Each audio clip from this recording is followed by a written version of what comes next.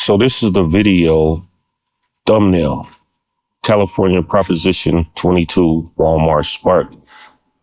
I heard a lot of bad things about Proposition 22, and California is the only state that passed Proposition 22 for gig workers where there's an adjustment.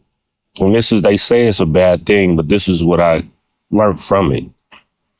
This is my Walmart Spark. You can see I've been deactivated or whatever, but I'm going to take you through the earnings that I've made. And these two here from week August 18th through August 30th, I never even worked this week. And this was just the adjustments from California's Proposition 22. This is from the previous week. It's a 14-day adjustment. And within those 14 days, this is the adjustment from the previous work I've done. And I didn't even work that week. I'd already been deactivated. So on this day, Thursday, the 28th, I was paid $246.59. And now, back here, the week before, somehow I don't know how these adjustments work, but I had already been deactivated. This is 2 weeks of deactivation, and I made over $500. And this is kind of going into what this Proposition 22 really means. And this is California. It's the only state that made the adjustment. And this doesn't even just apply to Walmart Spark. It also applies to DoorDash, Uber Eats, any gig work that you're doing. So this money is basically, I don't want to say it's free, but it feels free, because in a regular week, you can make about 1,000 average just working part-time. It's not even over 40 hours. But they give you 120% the minimum wage, and they give you also 35 cents per gallon on the engagement miles. You can also, this is bi-weekly, and this is only in California. But I thought I should let people see this. I'm not a Spark driver anymore. I'm not even a gig work employee or whatever. But this is more information down here on every state. Whichever state you're working in, you can look and see if you have any adjustments. I've also seen adjustments from other states. In Colorado, for instance, they give you a 70 cent per gallon of engagement on the mileage. Now this is one day. This is one day right here. So it looks like I made $6.85 when the adjustment hit. And this was on the 4th. And then the 5th, a regular day, I made $2.20 in one day. And this is another adjustment. The adjustment is $187 on this day, and the adjustment on the 4th is whatever above that.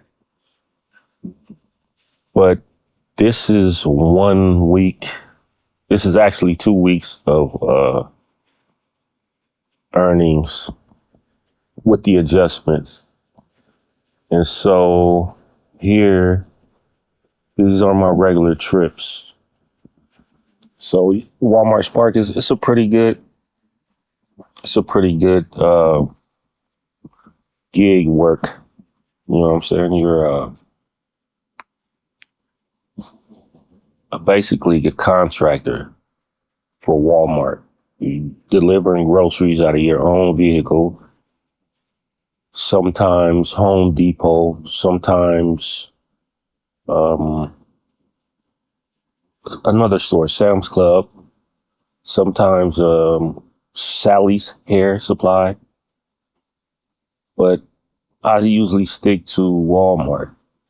You can do shop and deliver, or you can do a curbside pickup where Walmart reps bring out a basket full of groceries, when you usually have about 3 stops. But I take batch orders that are more than 3 stops. I usually try to go for the 10 stop batch orders because in California, the adjustment is for the mileage you put on your car. And in California, you're going to put a lot of miles on your car, but I do my own mechanic work. I keep up with my own vehicle. But here, let me show you that those were weeks I didn't work. Here's a week where I made, well, this is still just a regular week, but I'm going to go back and show you a week where I worked. You can see my average is about 150 a day when I'm really working. But on those weeks that they make the adjustment, it usually comes out to about average $400 on a regular work week of an adjustment. So it looks like a free $400, you know what I mean? Just to put in your pocket. But if you look right here, these are the tips from the previous day. Well, throughout the week, these are tips. On one day I made $34 for a trip. One day I made $44 for a trip, $45 for a trip, $15, and then whatever, $1 for showing up. That order was probably canceled. But right here, you'll see my regular trips. That looks like about 4 regular trips and then all my tips. And on a day, I try to usually shoot for 200 unless I got something to do that day. But this is Walmart Spark. And like I said, I've been canceled. And the reason that I was canceled is because of here in California, you usually visit a lot of apartment complexes. And some of the apartment complexes, you can't gain access to them. So you have to return the customer's product. Look at this right here. 800 and what is that? It looks like you made 800 and something dollars a day, but it's really just the adjustment from 2 weeks combined. And they'll pay you on that second week. But they put it all in on one day. When I saw that, I was surprised. I was like, what is this? A customer tipped me 100 and something dollars. It was back when I first discovered it. And then I come to figure out that these are adjustments for the work that you did. So I said, I want to go hard and see what these adjustments really are. So when I went hard, the next adjustment that came was about $600. It was just, it wasn't something that I earned as far as work hours like you would in any other state, because I've done Detroit, I've done Michigan, period. I've done Colorado. I've done multiple states, and nobody makes these adjustments. Proposition 22 is just California. So this $800 adjustment in 2 weeks on top of the whatever 1,200 that I made doing my regular work, or 1,000 that I made, I'm not really sure right here, but you can see if you're in California and you need to work and you got a car, I would advise you to sign up for Walmart Spark. I'll tell you how I got canceled. So those apartment buildings, sometimes you can't get access to them. And what you have to do is cancel the order and report it as unable to access the apartment. But you can do it yourself. But if you do that too many times, then the stores are the ones who do the reporting, and they report you as if they know that you did not try to reach out to the customer. But I tried every way that you can to reach out to the customer. As far as text message, they're documenting. When you call, it calls through the Walmart Spark system. So they have it documented that you called. This is how I know that it's the stores who did this, because I always reach out to the customers, and the customers have voice messages and they have messages through the app that say that I reached out to them, but they didn't respond. Now, sometimes you'll get to these apartment buildings and there'll be someone coming in or someone going out, and you can just enter the apartment complex and you can reach the customer. But a lot of these customers, they don't give you an access code to reach their apartment door for some reason. That's strange, because why would you order groceries and not give the delivery driver access to your apartment? That's strange to me. But they send you, they would send me every day, they would send me a warning saying that my account is in jeopardy because I returned a customer's item without communicating with the customer first. But how does that make any sense when the customer never picked up their phone, they never answered the text message, they never answered the app messages? So if you cannot reach the customer, how are you supposed to communicate with the customer to let them know that, look, you're not around, I can't access your place, so I gotta return your stuff? If I keep it, then what? Like, it has to go back to the store. It's not going to my house. So I just return the customer's orders so that they can go out the next day or whatever. The customer has a chance to look at the notes in the system and realize that, look, you need to give us an access code. But the store itself be the one, the driver assistants, whatever, the ones who come out and load your car or give you the orders to deliver to the customers. These are the people who are saying that the driver didn't reach out to the customer for some reason. I don't even know how they can get away with that, but they made so many reports to where I was canceled. My account says your account has been deactivated.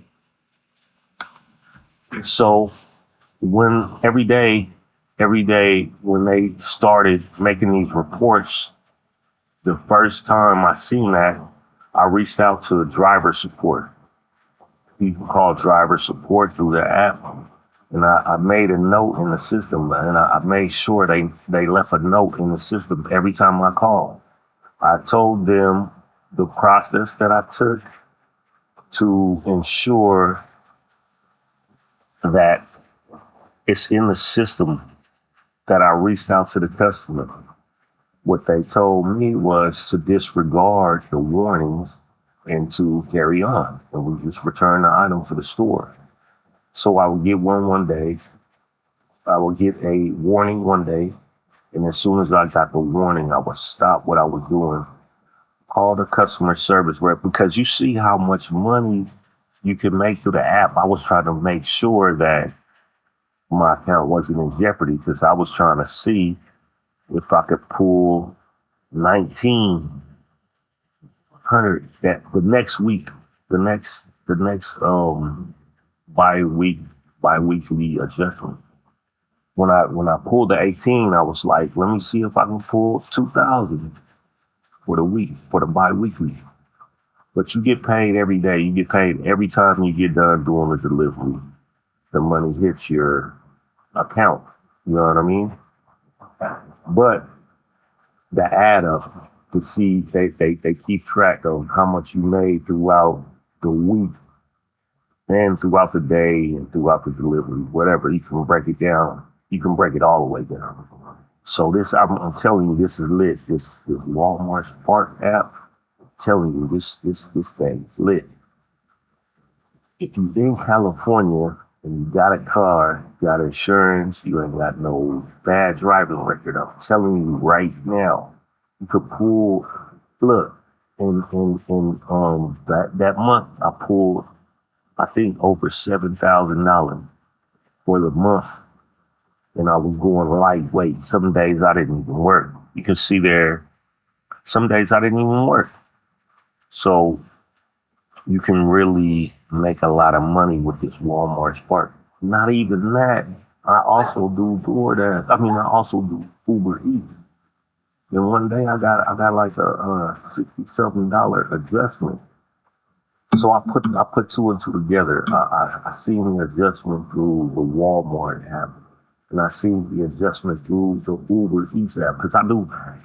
Look, man, it says right here that I made like $1,100, whatever. In this week right here, I made over 1,800 plus. But also through Uber Eats, that same week, I probably made about 400 or 500. So during all these weeks, I'm doing Uber and Walmart Spark.